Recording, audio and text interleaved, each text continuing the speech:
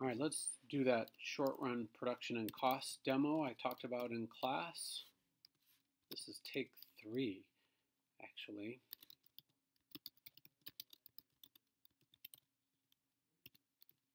We start with short-run production and costs. We start with production because that's all of our cost functions come from what we think about production. And all the production data are embedded in our cost functions from this point to the end of the course. Notice I'm just supposing we are hiring workers one at a time from 0 to 7. Let's zoom this. Zoom in a little bit. Output. Let's think about what a short-run production function would look like. Let's be making fancy wooden boxes. Sound's gonna hopefully get better because I just plugged in my microphone. Output starts at 0. If we've got 0 units of labor, we hire that first person. These are going to be weekly production functions. Let's make that clear. I'm just making this up, by the way. Workers per week. Boxes per week. And that first worker, going from an empty factory to making these fancy boxes, got some nice machines to work with, is running back and forth between them. Let's suppose this is a really good worker, we get 50 boxes. But the second worker, now, let's say there's 3 main stations. That second worker, between the first and second, they can really make a much better use of those 3 machines. So output really jumps. Let's say goes up to 150 boxes per week. And then if they hire a third worker, now they got a worker at each station and output is jumping by a lot. Let's say output goes up, the first one brought us a jump by 50, second one by 100. Let's say output jumps by 125. Now we're really humming. So output at 3 workers is 275. Well, now the fourth worker, is giving people breaks, sweeping up tail ends, making things run a little bit better, but not the big gains in output. Let's just suppose that worker brings another 75 units of output. Again, pulling these from the air. And the fifth worker, okay, there's some productivity to be had by doing whatever that fifth worker would do. Let's say output jumps by 50 with that fifth worker. But then just by 25 with the sixth worker. And let's say just by 10 with that seventh worker. So we have our range of where marginal product is increasing, marginal product change in output divided by change in labor. It's increasing initially, but then in the presence of fixed machinery and building space, we see that output go up, but by ever smaller amounts. And I'll leave you to map that well, I can do it real quick, but I'm not going to do it fancy because I ran over time on the other one and couldn't get to the end in the allotted 15 minutes that my free account at YouTube gives me. All right, and there it looks, initially increasing marginal product, then diminishing. Looks just like the typical one, just like we thought. And all we did was throw some numbers together, just meeting the basic characteristics of short-run production functions. Well, now all we need is a wage rate. How much do we pay each worker? And a rental rate of capital. What do we have to pay for our fixed factors? And we're in business. Let's suppose workers make $1,000 a week. 52,000 a year is about the median income in the United States. Let's say we have to pay $2,000 for all the machines we hire. Well, our cost functions jump right out at us. All costs are either fixed or variable. So these, I'm going to put my total fixed costs and total variable costs, and then total costs going to be my total costs. And these are all in units, dollars per week.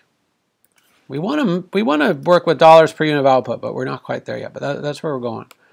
But dollars per week, all right, we can think it's not that hard. Fixed costs are fixed, so they're always just stuck at this value, whatever I've got there for my fixed cost. I'm going to anchor that cell reference right there at that parameter, so I can change that parameter if I want to. And our variable costs are just our wage rate.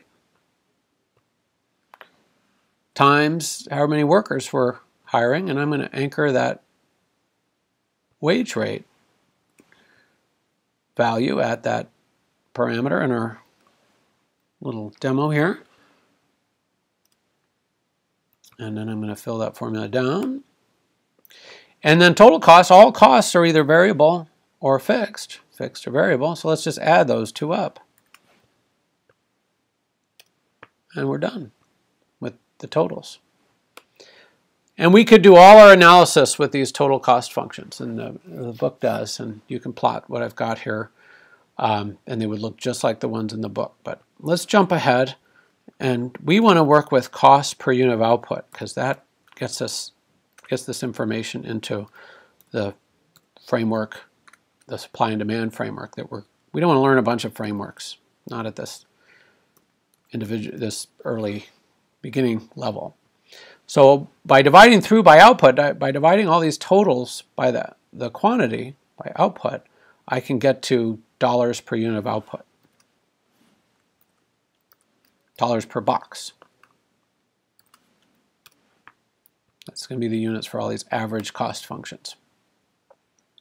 Now I'm not going to be able to plot at 0 because that's infinity. It's really hard to graph infinity. So we're not going to do anything at the quantity of 0 because it would be undefined. But once we're at some positive unit of output, average fixed costs would just be total fixed costs divided by quantity. And notice that every single one of these average cost calculations would be whatever level the total is divided by the quantity. So I'm going to fix that column reference. I'm going to say always look to column C for quantity, because that's where I've got quantity information. Now I can just fill down, or drag down in this case, to get all my average fixed cost calculations. I can drag over to get all my other average variable cost and average total cost calculations. And I want them to look nice and pretty, so I'm going to format them to look like dollar values, 2-digit, just 2 decimal places, and there we go. And then the last one is a little bit tricky. We want to remember, we're always going to ask the question, does the firm want to produce 1 more unit of output? We always are comparing the benefit of producing 1 more unit of output with the cost of producing 1 more unit of output. If the benefits are greater than the cost, we'll produce 1 more unit of output. But if not, we won't. The units are handily enough in the same units that we use in supply and demand framework. That's the point of this exercise. And then we're going to plot.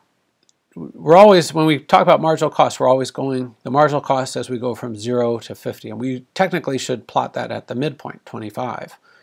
This 50, as we go from 50 to 100, it should be plotted at 100, not at 150. But we're just going to approximate this and plot it at the end point instead of the midpoint. So marginal cost is the change in total costs, or the change in variable costs. Those are the same, divided by the change in output. So change in total costs divided by the change in output.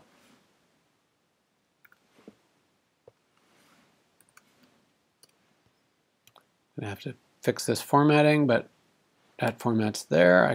That formula is there. I can drag it down. Wow, I picked some numbers that all worked out pretty round. That was by luck, not by design. I shouldn't confess that to you. There it is. Now let's see if we've generated, just by throwing these numbers together, let's see if we've generated cost functions that look like they're supposed to look. And I'm going to tell you that we did, because this is all there is to deriving these cost functions. All right, XY scatter, come on. Let's make a smooth connection, and lo and behold, there we have it. Marginal cost initially falls, then rises, cuts the average variable cost at the minimum average variable cost, cuts the average total cost at the minimum average total cost. And, you know, these look like the ones we're going to be using henceforth for firm short-run production costs. Hopefully that served to develop some intuition about where these cost curves come from.